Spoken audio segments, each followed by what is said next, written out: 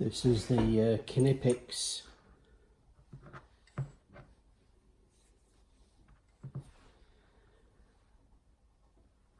bolt cutter, model 7132-200. The 200 denotes the nominal length in millimetres, which is 8 inches in the old money. And I want to just take a brief look at it today and why I bought it, tell you why I bought it and what I like about it. It's not a full review per se, just my impressions and overview. The reason I bought the Knipex is because I was wanting to do some fencing work around the farm, and when I looked at the recommendations, the Knipex was the one that seemed to be the one that most people recommended for fencing work, for cutting fencing wire, which is why I bought it.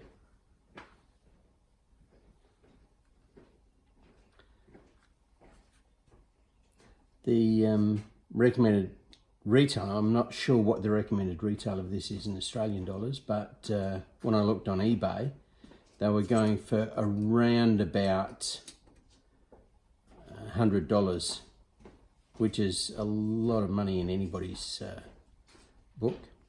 So I looked around on eBay and found this one for $80.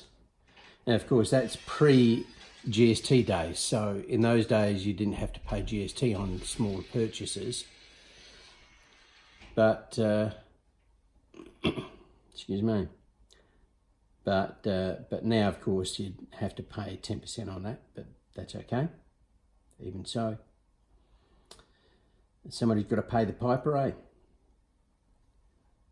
So this is rated for 3.6 millimeter piano wire, which is hardened steel wire. It's a very high hardness wire, very strong wires.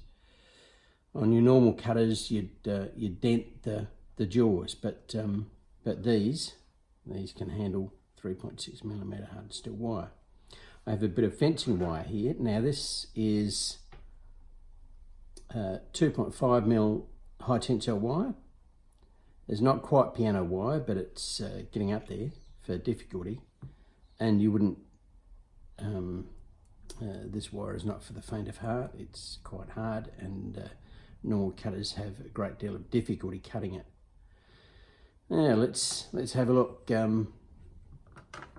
Let's have a look at how these work.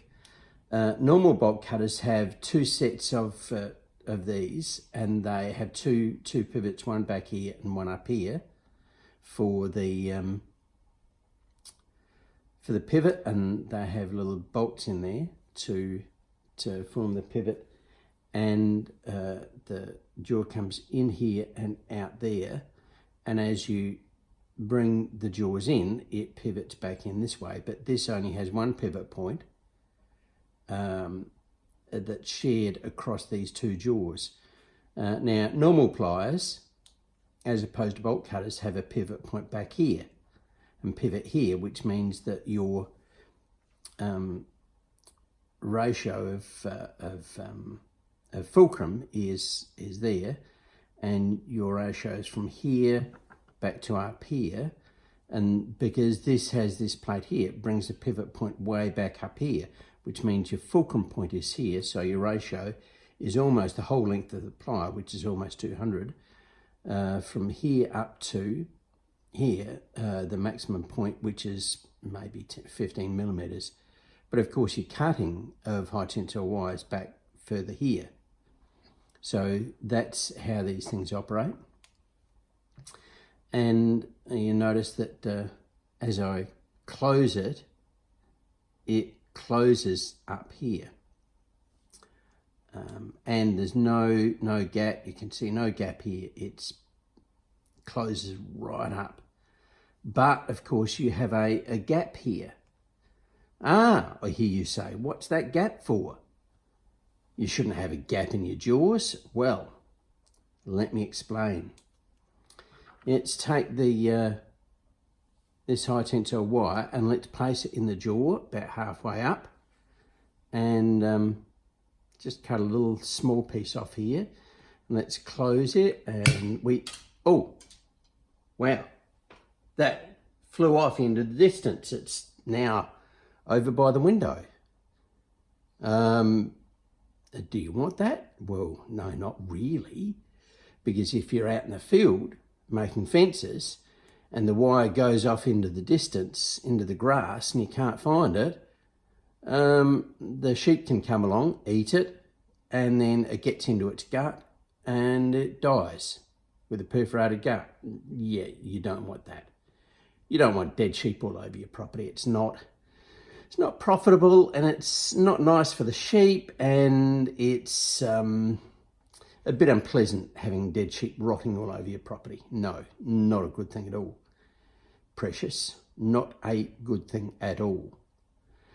So that's where this gap comes in, because what you do is you put your high tensile wire right up into the gap of the jaw here.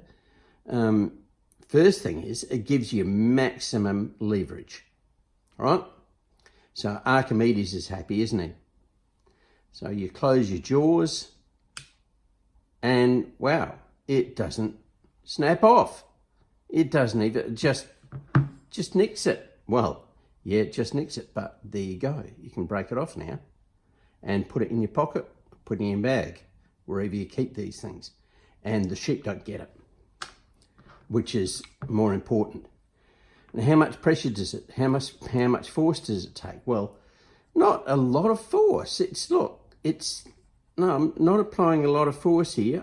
That's not a huge exertion. I'm shaking because I'm on meds at the moment, but not a lot of force. Look, that's really light force, And this is remember, this is 2.5 mil high tensile wire.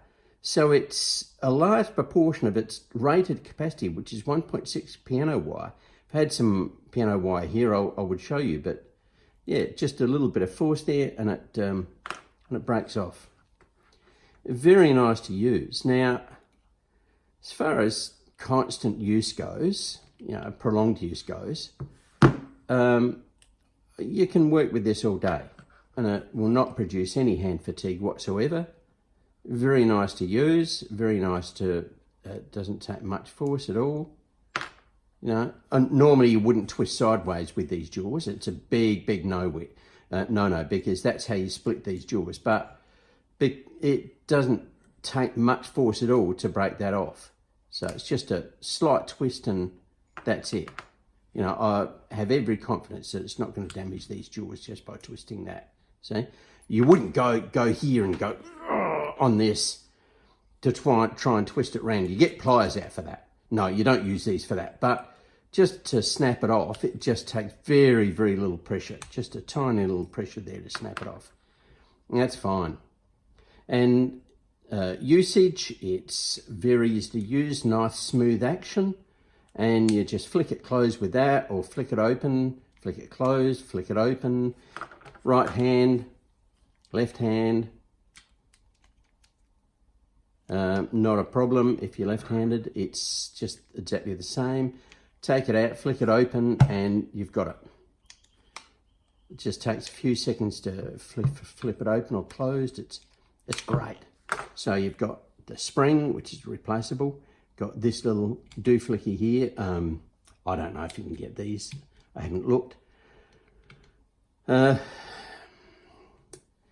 You've got these pins here. Normally, on other bolt cutters I've seen, they use bolts here. I'm not sure if this is replaceable. I wouldn't have thought so, but I haven't checked. And if they wear out, you can't replace it, then I would say it's a bin job. You might be able to replace them, I don't know. I suspect these may be hardened steel in there, which would give you additional resistance to wear, but I mean, I've had this maybe 2-3 years, I can't remember, and I've used it constantly, and it's showing absolutely no signs of wear at all anywhere. Very nice, handy little device. Great for fencing, or for anything else that you would possibly imagine that you would want to do with little bolt cutters. So that's the Knipex 8-inch bolt cutters. Very nice little tool, and if you're doing fencing or anything else, you're a piano tuner and you're replacing piano strings, this would be very, very handy for cutting your piano strings. Anything else that requires cutting high tensile wire or small bolts, you know, up to, I would say up to 1/8 or 3mm bolts, this would handle in its sleep. Even up to 4mm bolts would handle in its sleep. Not a problem. So there you go, Knipex 200mm bolt cutters.